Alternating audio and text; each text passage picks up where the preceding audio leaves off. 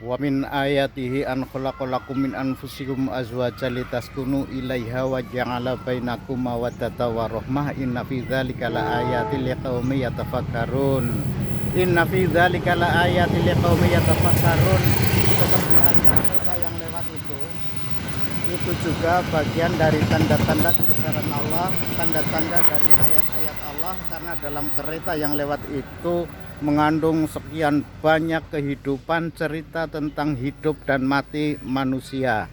Seperti halnya pohon yang ada di sini, di halaman rumah ini, saya sedang memegang pohon namanya sirih gading, dan ini hanyalah tanaman rambat yang mestinya akan kita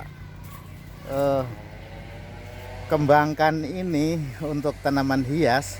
Tetapi yang perlu diketahui, tanaman sirih gading ini pohonnya sangat bagus, dan penelitian membuktikan daun-daunnya ini, walaupun ini kelihatan kecil, bisa menghasilkan oksigen yang sangat bagus, penghasil oksigen yang sangat bagus, dan itu sangat bermanfaat untuk kehidupan. Dan ini juga bagian dari tanda-tanda ayat-ayat Allah bagi orang yang berpikir. Tetapi ayat Allah yang ada hubungannya dengan mawaddata warahmah inna fi dzalika laayatil liqaumin yatafakkarun adalah ayat-ayat Allah yang ada hubungan dengan namanya perjodohan manusia laki-laki dan perempuan, menimbulkan mawaddah warahmah. Dari mawaddah warahmah itu lahirlah generasi-generasi keturunan. Bicara generasi keturunan, maka yang harus dipikir lebih jauh adalah bagaimana nasab keturunan dari suatu pohon kehidupan manusia. Jadi ada pohon nasab itu harus tumbuh kembang.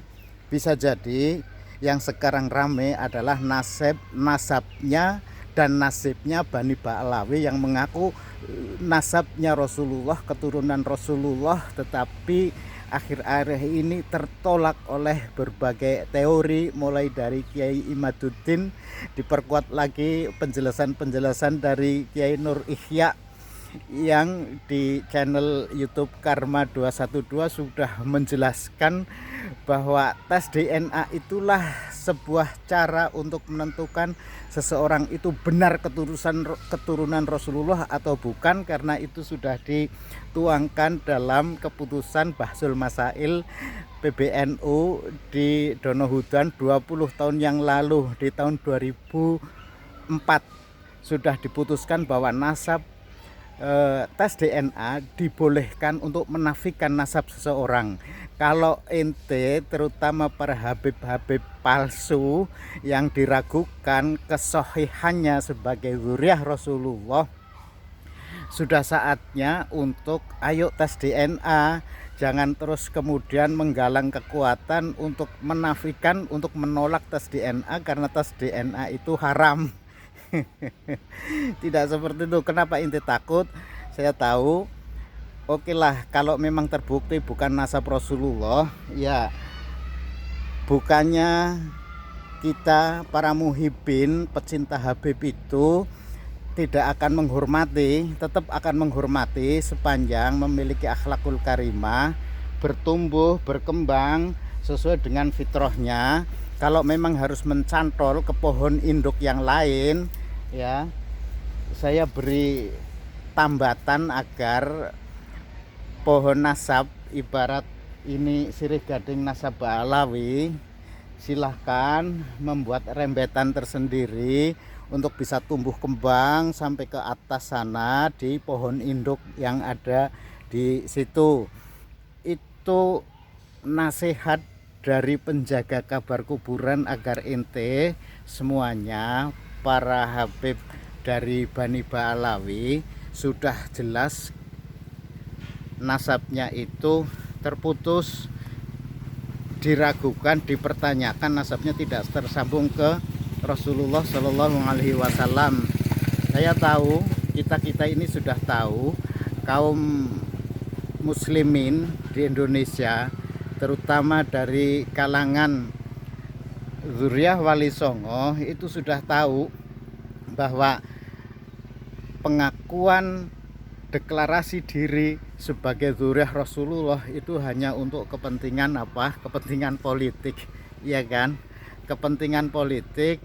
Di 2024 ini akan ada pilpres, dan ente seperti yang sudah di bawah komando imam besar Habib Rizik Syihab, dan ikrar sebagai imam besar itu menggambarkan kalian ingin membuat kekuatan politik untuk bernegosiasi dengan negara agar ente diakui, dan kalau perlu mengambil alih kekuasaan politik dengan mengikrarkan diri sebagai dzurriyyah Rasulullah, pembawa aspirasi umat Islam, seakan kelompok ente sendiri yang paling benar.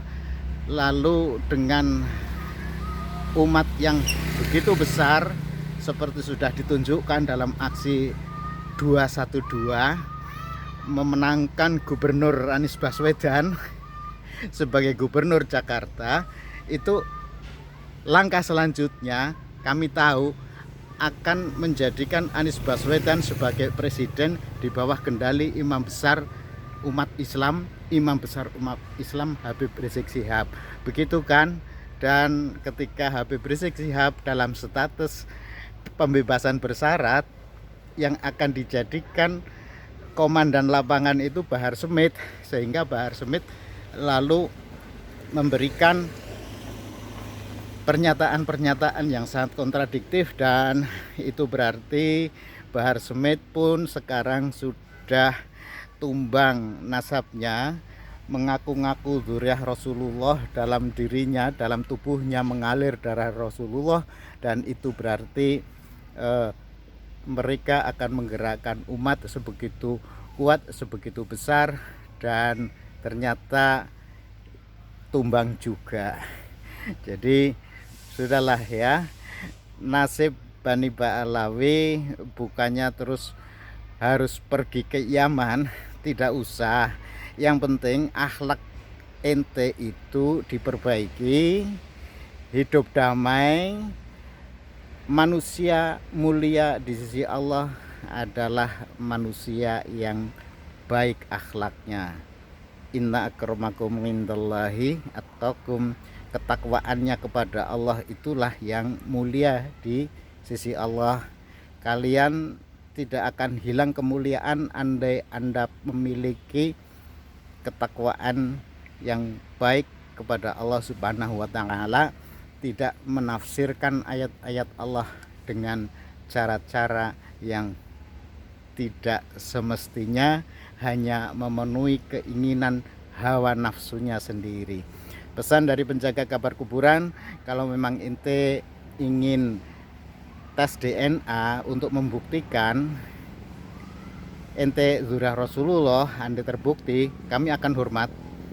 Tetapi andai toh betul dzurriyyah Rasulullah tapi akhlaknya tidak baik, pekerjaannya mencaci maki, kami juga tidak akan hormat, tidak akan memuliakan ente, karena panduan dari Allah sudah jelas, orang yang mulia itu adalah orang yang takwa kepada Allah.